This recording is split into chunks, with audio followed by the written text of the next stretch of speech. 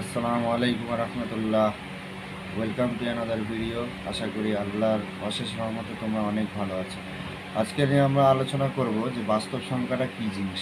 বাস্তব সংখ্যার অঙ্ক ক্লাস 9 মাধ্যমিক এবং বিভিন্ন সরকারি পরীক্ষায় এসে থাকে। আজকে বাস্তব সংখ্যাটা জিনিসটা কি, বেসিক কনসেপ্টটা আজকে আমরা ক্লিয়ার করব। তো আজকের পর থেকে বাস্তব সংখ্যা নিয়ে আমাদের কোনো সমস্যা বা কোনো ভুল ধারণা আর থাকবে না ইনশাআল্লাহ। তো চলো, 1 নম্বর হচ্ছে প্রকৃত সংখ্যা বা স্বাভাবিক সংখ্যা। প্রকৃত সংখ্যা বা স্বাভাবিক সংখ্যাটা জিনিসটা কি? দেখো, প্রকৃত সংখ্যা স্বাভাবিক সংখ্যা মানে দেখো আমাদের 1 থেকে শুরু করে 1 2 3 4 5 6 dot dot dot dot up to infinity, মানে শেষ পর্যন্ত যত দূর যায়, মানে পৃথিবীতে যত সংখ্যা আছে সব কটা সংখ্যাকে একসাথে আমরা বলছি প্রকৃত সংখ্যা বা স্বাভাবিক সংখ্যা।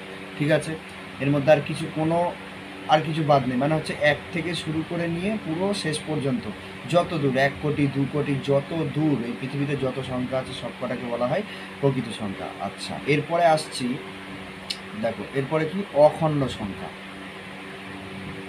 অখণ্ড সংখ্যা, অখণ্ড সংখ্যাটা কি? অখণ্ড সংখ্যা হচ্ছে, দেখো এই 1 2 3 যত দূর যাচ্ছে এটা তোমার প্রকৃত সংখ্যা। এবারে শুধু জিরো অ্যাড হবে, সামনে জিরোটা অ্যাড হবে। 0 1 2 3 4 5 6 আপ টু কি অসীম, মানে ইনফিনিটি, মানে এর কোনো আর শেষ নেই। ঠিক আছে, এটা হচ্ছে অখণ্ড সংখ্যা বলা হয়। ঠিক আছে, তাহলে প্রকৃত সংখ্যা, অখণ্ড সংখ্যা। 3 নম্বর কি? 3 নম্বর সংখ্যা আসছে পূর্ণ সংখ্যা। কী সংখ্যা? পূর্ণ সংখ্যা। পূর্ণ সংখ্যাটা কী জিনিস?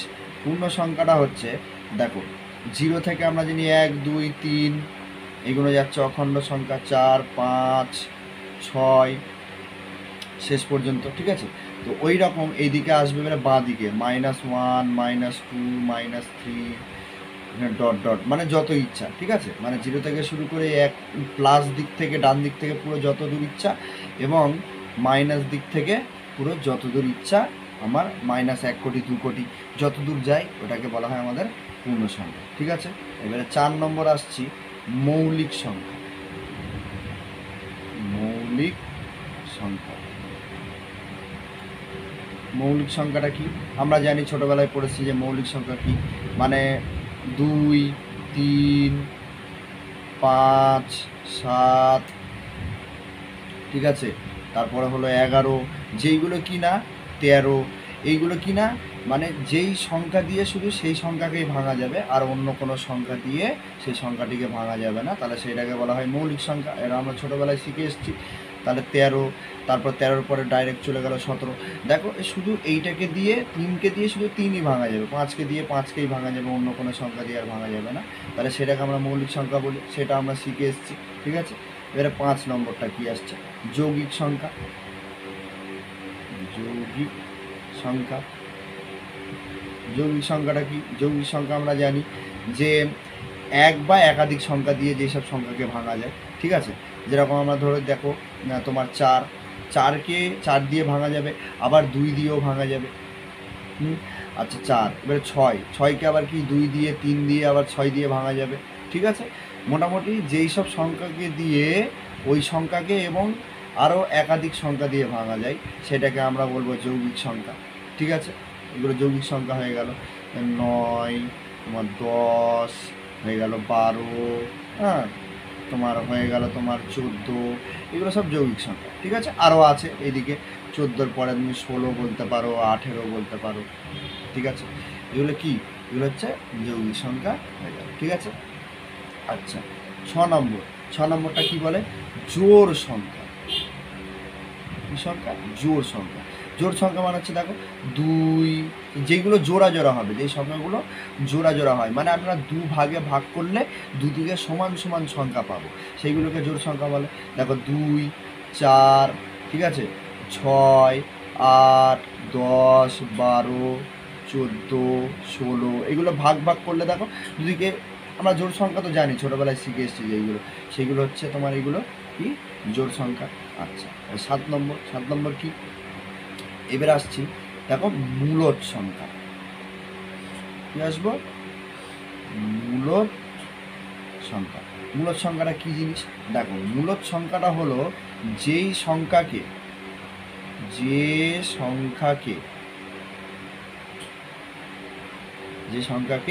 P by Q not equal to 0 আকারে প্রকাশ করা যায় তাকে মূলদ সংখ্যা বলা হয়। কিরকম কি? দেখো পিটা হচ্ছে চলরাশি। পিটা হচ্ছে চলরাশি, আমরা শিখে এসেছি। ঠিক আছে, পি হচ্ছে চলরাশি কাকে বলে? যার কোনো নির্দিষ্ট মান হয় না। মানে আমি পি এর জায়গায় 1 2 3 যা ইচ্ছা বসাতে পারি, আর কিউ এর জায়গায় 1 2 3 4 5 যা ইচ্ছা বসাতে পারি, আমার মন মর্জি, আমি যা ইচ্ছা বসাতে পারি। তাহলে যেইটাকে আমরা পি বাই কিউ আকারে প্রকাশ করতে পারি। ধরো আমরা লিখলাম 5/6, 5কে আমি কী করবো? 5কে 5ই বলবো, আর 6কে 6 বলবো। এই 6 ইজিক্যালটুকে আমি 0 বলতে পারবো না। তাহলে 5টা হচ্ছে পি আর 6টা হচ্ছে কিউ, তাহলে পি বাই কিউ আকারে লেখা যাচ্ছে। আর নট ইকুয়াল টু কী হচ্ছে? 0 হচ্ছে, মানে যেটা সমান 0 হয় না। 5/6 তো 0 হবে না। আমরা যদি বলি যে 5-এর 10, তাহলে 5-এর 10কে আমি যদি লঘিষ্ঠ আকারে প্রকাশ করি, আবার কাটাকুটি করি, তাহলে দেখো 5-একে 5, 5-একে 5 আর 5 দুগুণে 10, 1/2 হচ্ছে। তাহলে এটা কি আমি সমান 0 বলতে পারবো? 0 তো বলতে পারবো না। আমি এটা সমান কি বলতে পারবো না? 0 বলতে পারবো না। তাহলে যেই সব সংখ্যা তোমার পি বাই কিউ আকারে প্রকাশ করে নট ইকুয়াল টু 0 হবে, সেইগুলো মূলদ সংখ্যা বলে। এবার তোমার কাছে প্রশ্ন থাকতে পারে, দাদা এটা তো ভগ্নাংশে তুমি করলে, এবার যদি এটা দশমিক ভগ্নাংশ হয় তাহলে কি হবে? তোমাকে বলা হলো ধরো 1.5, এইটা কি মূলদ সংখ্যা? তখন তুমি বলবে, দাদা হ্যাঁ মূলদ সংখ্যা। কেন? দেখো এই দশমিকটা তোলার দরুন আমরা কি পাচ্ছি? এই দশমিকটা তোলার জন্য একটা 1 পাচ্ছি, আর দশমিকের পরে একটা ঘর আছে, তাহলে একটা 0 পাচ্ছি। এটা ছোটোবেলায় করে এসছো। তাহলে এই 10/15কে আমি যদি কাটি, এই বেড়ে এটা 5 3 15, এটা পেয়ে গেলাম কি 5 2 10, তাহলে কী বেরোচ্ছে? 3/2। তাহলে পি বাই কিউ আকারে প্রকাশ হয়ে গেল। আর সমান এটা কি আমি 0 বলতে পারবো? কিন্তু 0 বলতে পারবো না, কারণ 0 হয়নি। ওই জন্য আমি এটাকে বলবো কি? মূলদ সংখ্যা। এবার তোমার কাছে প্রশ্ন থাকতে পারে, দাদা যে এমনি কোনো সংখ্যা, যেরকম এই তোমার আমরা পড়ে এই যে পূর্ণ সংখ্যা, অখণ্ড সংখ্যা, এগুলো কি মূলদ সংখ্যা? তো আমরা বলবো হ্যাঁ। দেখো প্রথম বলা হচ্ছে, দেখো এই ধর আমি 5 বলছি, এই 5টা কি মূলদ সংখ্যা? তুমি বলবে, দাদা হ্যাঁ এটা 5টা মূলদ সংখ্যা। কারণ কি? দেখো 5-এর নিচে কিছু নেই, মানে আমরা 1 ধরতে পারি। তাহলে এইটা সমান কি আমার 0 হলো? 5/1 সমান কি আমার 0 হলো? 0 তো হলো না। তাহলে আমি এটা বলতে পারি যে এটা মূলদ সংখ্যা। আশা করি ধারণা ক্লিয়ার হয়ে গেছে। ঠিক আছে, তাহলে ভগ্নাংশ আকারে যেগুলো থাকে সেইগুলো মূলদ সংখ্যা, দশমিক ভগ্নাংশ আকারে যেটা থাকে সেটা মূলদ সংখ্যা। ঠিক আছে, আবার ধরো আমি 3/2 লিখলাম, তাহলে 3/2 মানে কি? 2 দিয়ে 3কে ভাগ করতে হবে। তাহলে 2 দিয়ে 3কে ভাগ করলে 2-1-কে 2, 1 বেরোচ্ছে, একটা 0 নিলাম, পয়েন্ট বসে গেল। তাহলে 5 2 10 হয়ে গেল, উত্তর শেষ। মানে এটা কি? 1.5। তাহলে 1.5টা কি মূলদ সংখ্যা? হ্যাঁ 1.5টা মূলদ সংখ্যা। কারণ 1.5টাকে আমি যদি 1.5টাকে যদি সমান লিখি, দশমিক ভগ্নাংশ আছে, তো দশমিক ভগ্নাংশ আছে যে গেলে এটাকে ভগ্নাংশে প্রকাশ করলাম, আর ঠিক এইরকম দাঁড়াবে। তাহলে এইরকম দাঁড়ালেই তো হয়ে গেল আমার। এটাকে লঘিষ্ঠ আকারে যদি প্রকাশ করি, তাহলে বেরোচ্ছে 3/2, মানে 5 3 15, 5 2 10, 5 দিয়ে কাটলাম, তাহলে 3-এর 2, তাহলে 3-এর 2টা কি? মূলদ সংখ্যা হয়ে গেল।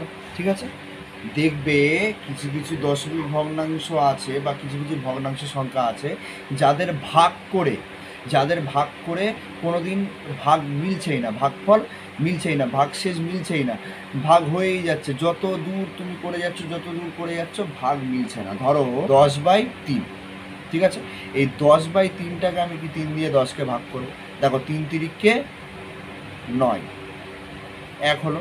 ঠিক আছে, এই মানে 9 হলো। এই 10 থেকে 9 বাদ দিলে কি 1, আবার 0 নিলাম, তার জন্য একটা দশমিক, আবার কি 3 3-কে 9, আবার 3 3-কে 9, আবার 3 3-কে 9। দেখো উত্তর কি মিলছে? উত্তর মিলছে না। তো এই যেইগুলো দশমিকের পরে বা যেসব দশমিক ভগ্নাংশগুলো জীবনে উত্তর মিলতে চায় না, মেলে না, সেইগুলোকে আমরা কি বলি? অমূলদ সংখ্যা। কি বলি? অমূলদ সংখ্যা। ঠিক আছে, অমূলদ সংখ্যা।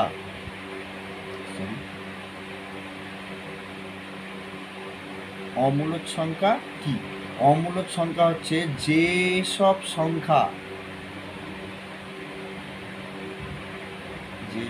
সংখ্যা P by Q not equal to 0 আকারে প্রকাশ করা যায় না,